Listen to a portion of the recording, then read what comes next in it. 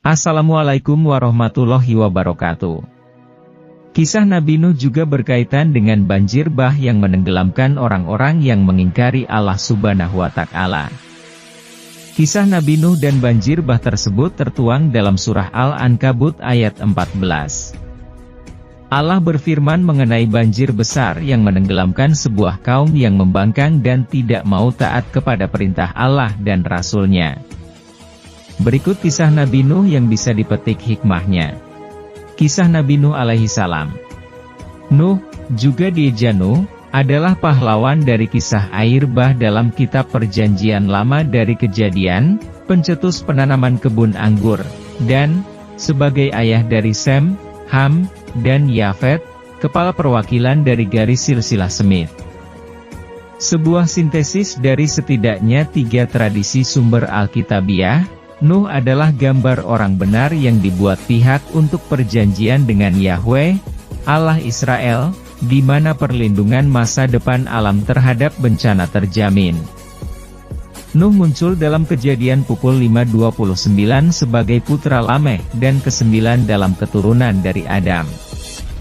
Dalam kisah air bah, Kejadian 6:11, 9, 19, ia digambarkan sebagai bapa bangsa yang, karena kesalahannya yang tidak bercacat, dipilih oleh Allah untuk melestarikan umat manusia setelah orang-orang sezamannya yang jahat binasa dalam air bah. Seorang pria yang benar, Nuh, mendapat kemurahan di mata Allah Subhanahu wa Ta'ala, Kejadian 6:8.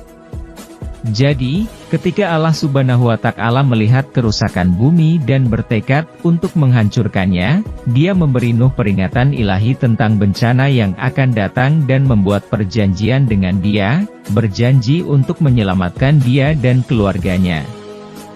Nuh diinstruksikan untuk membangun sebuah bahtera, dan sesuai dengan instruksi Allah Subhanahu wa Ta'ala, Dia memasukkan spesimen jantan dan betina ke dalam bahtera dari semua spesies hewan di dunia, dari mana persediaan dapat diisi kembali.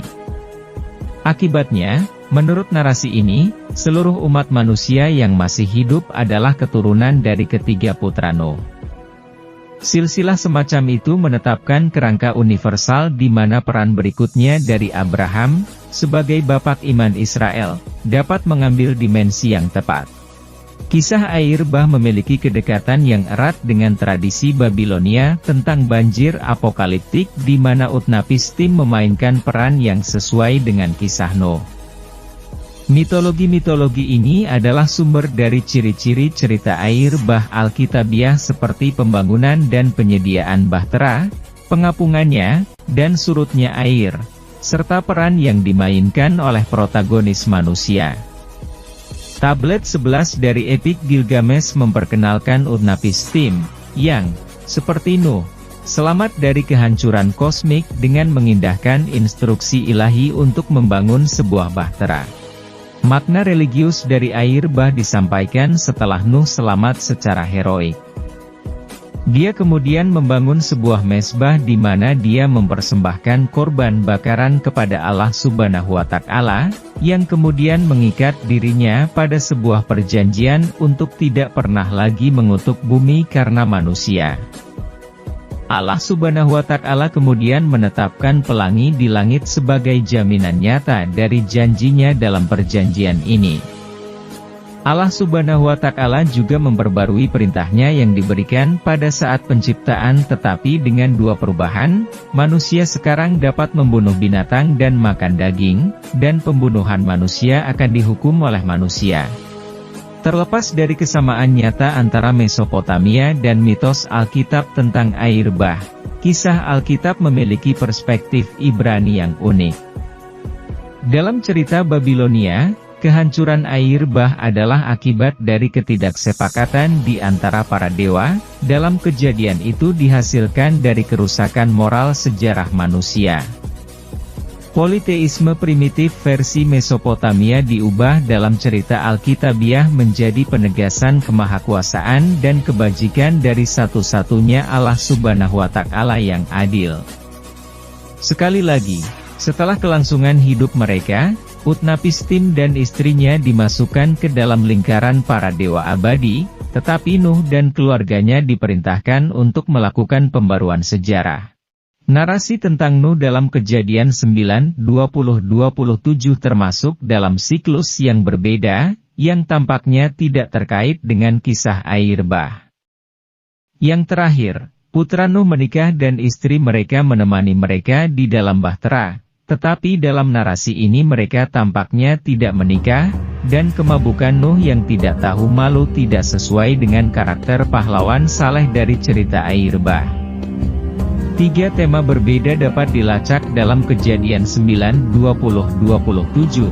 Pertama, perikop ini menghubungkan awal mula pertanian, dan khususnya penanaman anggur, dengan Nuh.